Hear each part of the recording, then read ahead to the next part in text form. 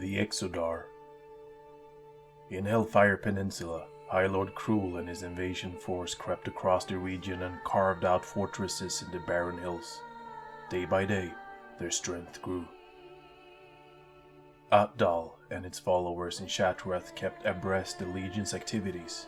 The Naru knew it was only a matter of time before the demons moved into other parts of Outland. Though many brave souls had gathered in Shattrath, the city's defenders were outnumbered by the Legion. That fact was not bound to change. There were simply not enough soldiers to draw on from Outland. Atdal needed new allies, and he could not pull them from the Army of the Light. The Naru looked to Azeroth instead. Atdal knew of the world and its heroes, and he knew of their history with the Legion. Getting to Azeroth would be difficult, but not impossible.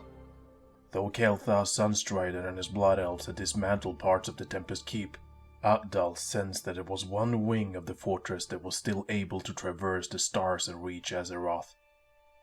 Orthros had hidden itself away in the Exodar, and it remained untouched by the Blood Elves. When Atdal proposed commandeering the Exodar, Velen immediately volunteered to take the perilous journey. He was tired of hiding, and he felt it was his duty to do something to protect what remained of his people from the Legion. He also knew the inner workings of Naru fortresses. Atdal gave its blessing, and Velen rallied a force of Draenei to storm Tempest Keep. Though they ventured to the Netherstorm in secret, they could not elude Kil'jaeden's ever-watching eyes. Before long, he learned of the plan to reach Azeroth. Kil'jaeden decided not to stop the Draenei, as much as he relished the prospect of killing them. He hated Velen. He had spent thousands of years dreaming of an opportunity to make him suffer. Though it was difficult, Kil'jaeden put aside his lust for blood, not wanting to compromise his true goal. It was dangerous to let the Draenei reach Azeroth and potentially join forces with the world's nations. However, Kil'jaeden believed the possible benefits of such a journey outweighed the risks. If the Draenei told Azeroth's inhabitants of the Legion's presence and Illidan's misdeeds on Outland, it would only urge them to take action.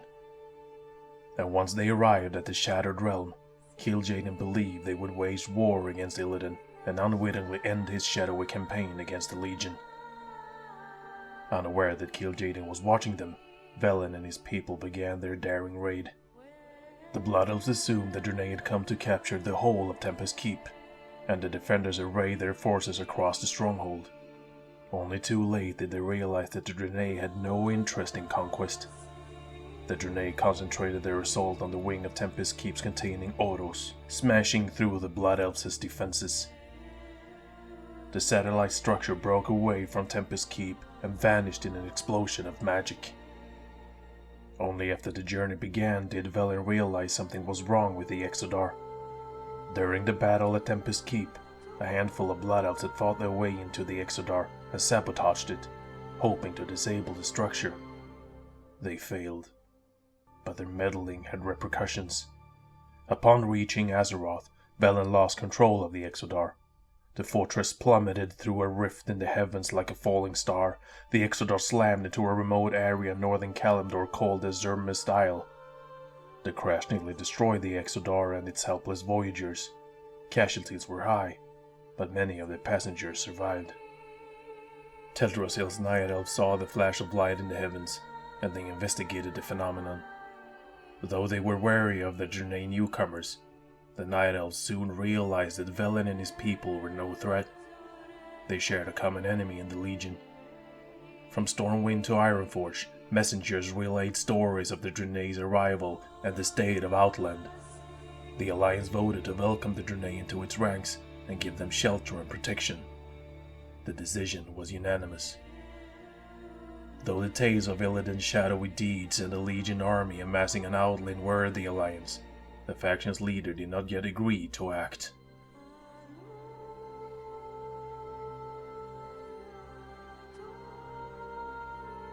New allegiances. Quel'Thalas was still in turmoil. Packs of undead roamed the land. On the southern borders, the Amani trolls began launching attacks against the weakened Blood Elves. Regent Lord Lorthamar Theron had few resources to protect his home from these threats. The kingdom's army was in tatters. Overindulgence of magic had transformed some elves into withered creatures called the RX'd. These unfortunate souls turned their backs on society and wandered the land in search of magic to feed on. To make matters worse, Prince Kael'thas Sunstrider had still not returned from Outland. The latest news of Lorthamar and his people had heard from the Shattered Realm did not bode well. The Legion was gathered in great numbers for reasons unknown, and a large portion of Kael'thas' Blood Elves had abandoned the prince. Kael'thas was vulnerable, but Lorthamar could not leave Quel'Thalas undefended while he launched a campaign to assist the prince in Outland. The Blood Elves needed allies, and they would not find them among the humans, dwarves, gnomes, or night elves. Kael'thas' decision to join Lady Vashj and Illidan had soured relations between Quel'Thalas and the Alliance. An answer came from an unexpected source, Sylvanas Windrunner. The Banshee Queen urged the Horde's leadership to ally with the Blood Elves, but her reasons remained a mystery. Rumors circulated that the lingering parts of her still sympathized with Quel'Thalas and its hardships. Other stories hinted that Sylvanas had ulterior motives. Whatever the truth, she arranged for War Chief Thrall and High Chieftain Cairn Bloodwolf to convene with Lorthamar and discuss such a possibility. Despite the elves' history of bitter warfare with the orcs, Lorthamar was receptive to the idea. He knew this horde was different from the one that had ravaged Quel'Thalas in years past. He was also painfully aware that time was running out for his kingdom and his prince. Thrall and Cain saw great promise in the Blood Elves. The people of Quel'Thalas had proved their courage and resolve while fighting to protect their kingdom from outside threats like the Scourge. Thrall and Cain believed that the Horde and the Blood Elves needed each other to survive the days ahead. They extended the hand of peace to Lorthamar, and he accepted. This alliance benefited both sides. While the Blood Elves now had new allies to call on, the Horde gained another strategic foothold in the Eastern Kingdoms. Thrall and Cain also saw helping the Blood Elves as an act of honor. Much like the races of the Horde, they were a people on the verge of extinction. Enemies lurked on all sides. Constant war and addiction to magic had chipped away at their pride and once glorious culture. Thrall and Cain believed they could help the Blood Elves find peace. After the Blood Elves were inducted into the Horde, Lorthamar Theron told Thrall and Cain Bloodhoof of the Legion's presence in Outland and his desire to find Kael'thas Sunstrider. The news about demons was deeply troubling. Yet, like the Alliance's leaders, Thrall and Cain were wary of venturing to Outland. Soon, Kil'jaeden would give them a reason to do so.